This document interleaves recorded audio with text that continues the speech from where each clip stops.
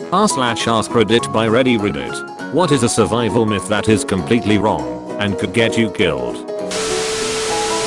If you ever fall off a ship/ferry at sea and were lucky enough to be spotted, don't try to swim your way to safety.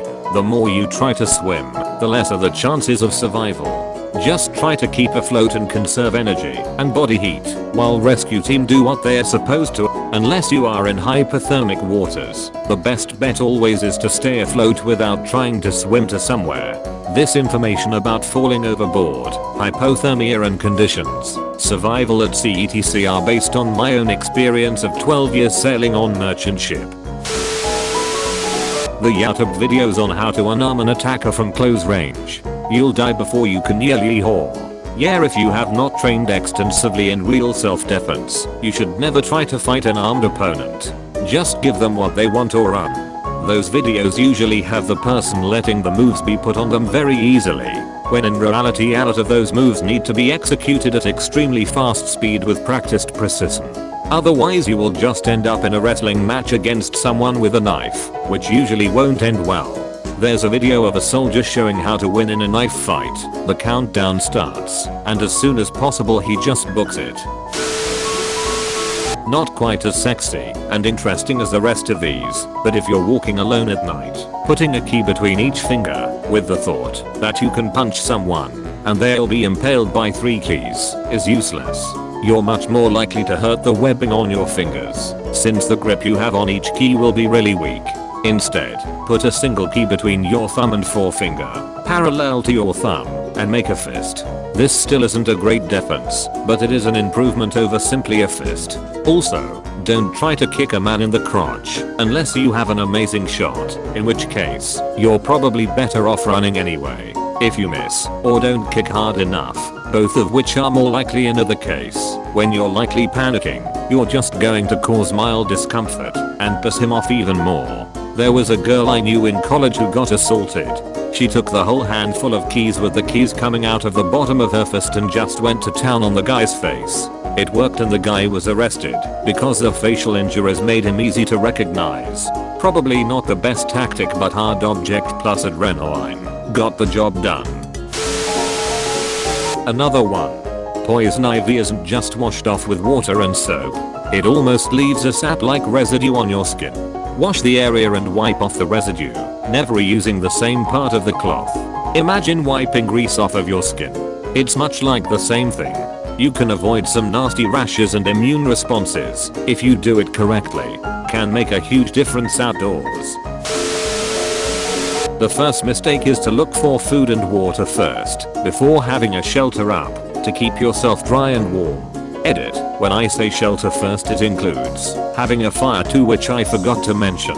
When you are wet and exposed to the element, your core body temperature can drop and you can get hypothermia if it gets too cold, and you would burn more calories than necessary. A big reason to building a shelter too is to also keep yourself off the ground, because the ground is an infinite heat sink, which means you lose your body heat way faster than you would think and will be more exposed to the cold/element.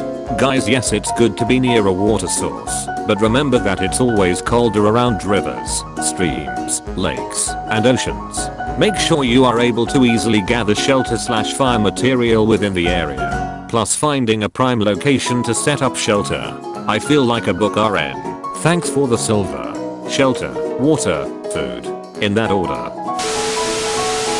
If you ever find yourself in snake country, make as much noise as possible. Most people want to avoid snakes, so stay quiet, but they are more scared of you than you are of them.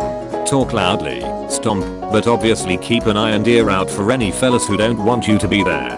Source, Australian. Except for the death adder, which will lie there and ignore 19 people stepping over it, then bite the 20th one who has the bad luck to step on it.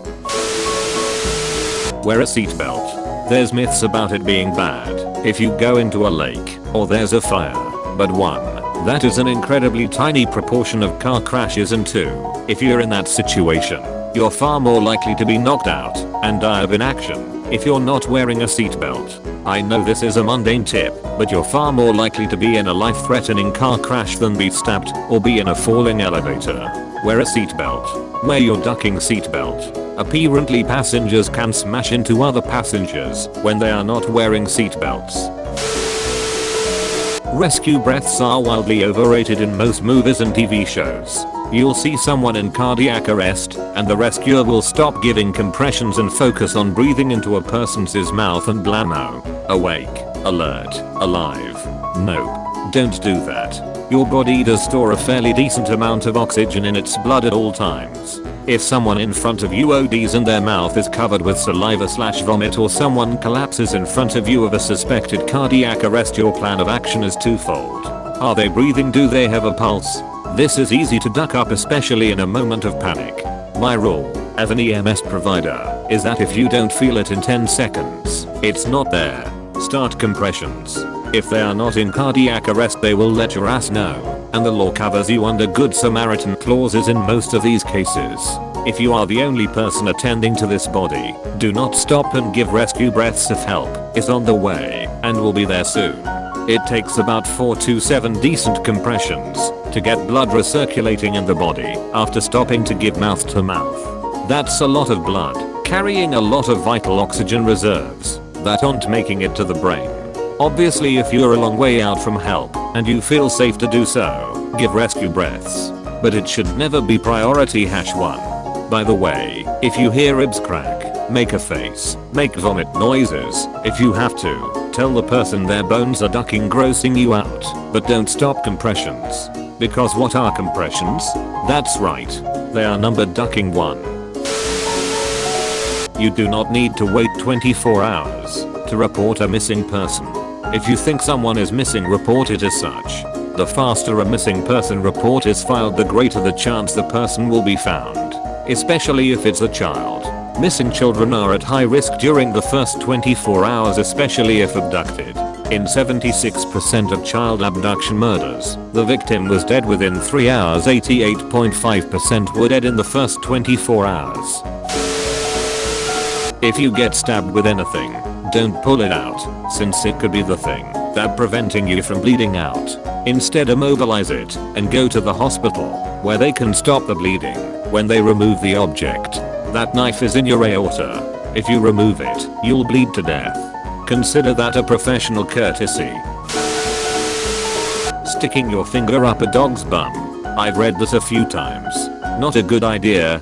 Best way to deal with a dog attack is to try to move away slowly, sideways with your arms at your sides, so that you're not threatening. Don't look at the eyes and don't smile. Both are seen as a challenge. Don't run away. The dog will instinctively chase you. Get up high if you can. Dogs can't climb very well. If things hits the fan, do the opposite of looking unthreatening. Stand tall with your arms in the air and growl or roar. If there's something nearby, throw it at the dog to make it think twice. Wrap clothing around your arm to hand to the dog should it go in for a bite. You're pretty much guaranteed to be bit, so make it in a place that is less important and less likely to bleed out. Don't lose your footing or fall to the ground. You'll be toast. Don't pull away from the dog if it has bitten you. This will cause more damage. Once the dog has bitten you, it probably won't let go. Aim to kill or maim the dog. Fingers in the eyes are good. Jumping on the dog with all your body weight is better. If you break their ribs, they will probably give up. Staying away from aggressive dogs is your best bet.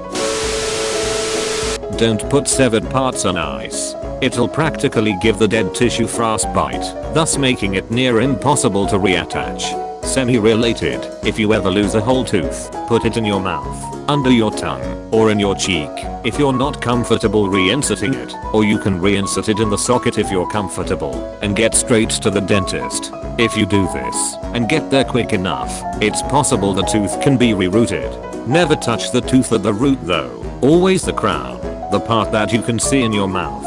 If it's someone else's tooth and they aren't able to keep it in their mouth, you can put it in a glass of milk while you rush to the dentist. If it's someone else's tooth and they can't put it in their mouth, and there's no milk, you can use your own saliva and wrap it up.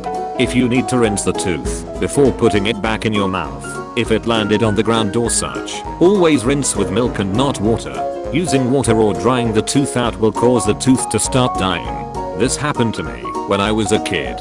It was one of my front teeth. My neighbors put the tooth in milk and took me to the dentist immediately. They rooted the tooth, and I still have a full mouth of teeth today.